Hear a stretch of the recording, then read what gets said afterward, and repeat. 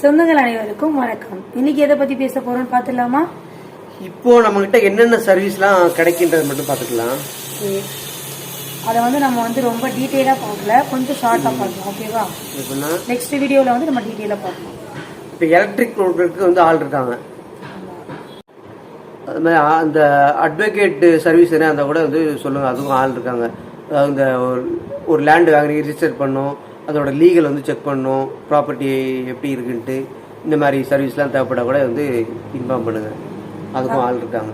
இந்த வாட்டி எங்களோட கான்டாக்ட் நம்பர் நம்ம கீழே கொடுக்குறோம், பாருங்க, பார்த்துட்டு என்ன வேணும்னா உங்களுக்கு கால் பண்ணுங்க. Straightening, hair cut, facial, pedicure, manicure எந்த சர்வீஸ்னாலும் கூப்பிடலாம், அதுக்கு ஆள் இருக்காங்க.